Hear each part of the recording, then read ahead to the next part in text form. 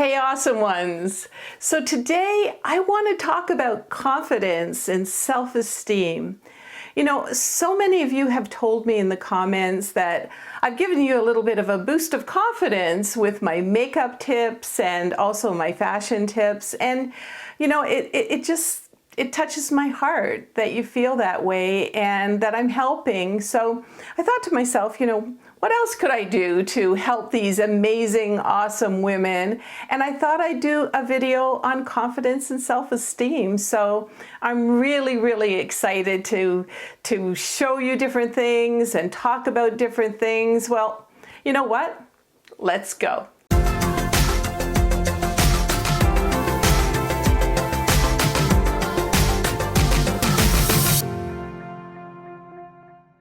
So what is number one?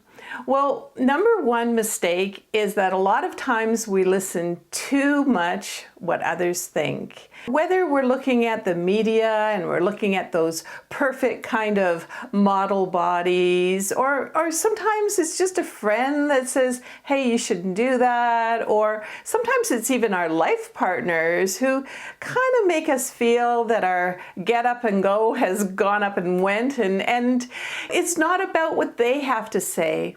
It's our own self-talk that's really important. And I'm in social media, and I gotta tell you, people are putting in comments that I look like an old witch, or that I shouldn't be an example for anybody until I lose a few pounds, or the one I get almost every single day is that I should chop off all my hair and look a lot more age appropriate. So you know what I do? I just go, la la la. I literally just drown them out, and that's my wish for you. You know, I'm hoping that you can be your authentic self. And hey, I'm not saying go dress like a teenager and act like a teenager, but feeling youthful, that's a gift that you give yourself, and nobody should be able to take that away from you. So remember to be authentically you, and let's move on to mistake number two. So how about believing that you're now old and taking that thought with you every day? You know, we're not defined by those numbers on our birth certificate. And a lot of times we just have to think, well, we have to think about a mindset age, you know, an age where you exuded confidence, self-esteem, where you felt youthful and you had a sense of purpose and direction and sense of self, really. And you know, that is so important. And for me, my mindset age is age 42. That was an age where I really had it all together. And by the way, I don't know if you know this, some of you new people who are just subscribers, but I did write a book, and it took me about a year and a half to write it. And in that, well, here it is right here. And in the book, I have 50 different tips on, you know, everything, and just basically how to embrace the chapter of your life, especially if you're a woman over 50. And again, it's on Amazon. All you have to do is look up Awesome Over 50 and Heather Hyde. And what I would love you to do right now is to forget those numbers on the birth certificate and think of an age where you really did have that confidence, where the world was your oyster. And as you're thinking about this age, think back to who you were, you know, the energy that you had, and kind of reignite back into the sense of self that you had back then. And what's really important with all of this is that it's a mindset. It's a, hey, I'm not that old mindset. You know, a mindset where you don't think about your next birthday and get all worried about it. And as we get older, hey, you know what? One day we are going to be 90, and maybe 42 isn't really the right age for us. Well, what I want for you with this video today is that today, your age right now is the age that you're thinking about when you're 90. And you start to think to yourself, wow, back then, I had so much self-confidence, I had so much self-esteem, I felt so youthful, and I had a sense of self. So mistake number three is reliving the bad times in your mind that really took away your self-esteem. You know, what words were spoken to you? How were you when you were a kid? Were you bullied? You know, how did you feel? And if you keep on going back there, you know, well, a lot of you know, if you've read my book or you know my story, that my life has not been lollipops and roses. I grew up in an abusive household, and also I had a lot of dark days. I had low self-esteem and I really felt unworthy. And then, of course, I did the classic move for women like me, and I married an abuser and an alcoholic.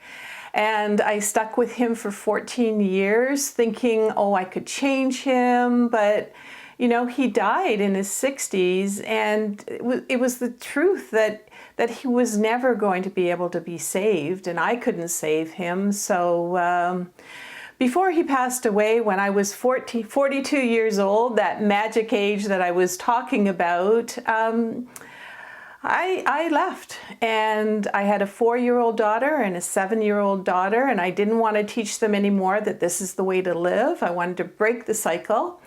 And so I went to a home for abused women, and I got therapy. I got some help. And that really, really turned my life around. I emerged as this woman, this strong woman, this confident woman, and there was just no stopping me. I even found the perfect husband and a dad for my girls. And most of you know Bill. He's behind the camera right now. And we met, and we were both actually single parents. And he had 2 boys about the same age as my girls. It was like instant Brady Bunch. So clear your mind and start being a beacon of light for other women. You know, that's what I did. I went through the hard times. I learned from them. I got therapy, and I'm now here. I'm here to really, really help you. And I know I went into some little bit of darkness there, but I'm just hoping that somehow I can help even just one woman through that. And anyway, let's move on to mistake number 4. So let's lighten things up a bit. This one is about being in a style rut. Now, maybe your authentic self is really liking the retro kind of clothing, or maybe you're definitely elegant and classy, or maybe even you have kind of that Southwestern flair. But if you're still kind of wearing black all the time or oversized clothing, you know, it's time to change things up a little bit. There's literally hundreds of videos out there that show you, you know, different styles and fashion and trend and colors, lots and lots of vibrant colors. And myself, I probably have about 100 of them for you, but it's all about maybe just buying a new flowing dress, or maybe it's a lacy top and you wear a camisole underneath. And again, what you're going to do for yourself is you're going to take yourself out of the drab and into the fab, and that's going to build some confidence. So next is a biggie. It's helping others so much that there's nothing left for you.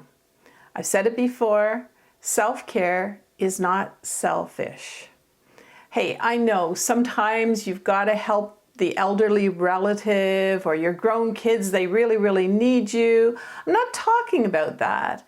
I'm talking about all the times where you just can't say no, where there are maybe toxic people in your life, and it's so difficult to be around them, but you're always going out and making them happy because that's your kind of social circle, but it's not doing anything for you. And you know what? Me time is not just an hour a week. It's actually a sense, a little bell that goes off in your head when you know there's a book that I could be reading right now that's a lot better than this, you know, sitting here gossiping about people. There's something else that I could be doing. You know, maybe there's a long bath or some kind of ritual that you do for yourself. Well, I'll tell you what, I'll share what I do between 10 and 11 almost every single night. I mean, yeah, you know, other things happen, but what I try to do is I take a long bath, and then I do some exercising. exercising. Actually, the other way around, I do the exercising, then I take the long bath, and then I write in my gratitude journal, and then I do some deep breathing exercises. And you know, it's me time. It's me time, but not just 1 hour a week. It's me time on a regular basis. And I take that time for myself because, you know, what I used to do is I used to just try to be everything to everybody, and I was running on empty. And I think for a lot of us, and you out there are probably one of them, it's time to fill up our tank. So you know, I just love this awesome over 50 community, and I would love you to share with me and the others what you do for you. You know, maybe it's you're dancing these days, or maybe it's meditation, or maybe you just go out with your girlfriends a particular night a month, and those are the people that really, really boost your confidence and make you feel good about yourself. Or maybe you're thinking back to that mindset age, and you've decided to take up yoga, or maybe art classes, or maybe you've even picked up a musical instrument. So feel confident that that birth certificate age is not defining you, your history isn't defining you, and nobody can pressure you to change your hair if that's authentically you, and you got that whole mindset age going for you. So hey, we're all on this aging journey together. And if you're not a subscriber, by the way, well, come on down and don't forget to click on the bell.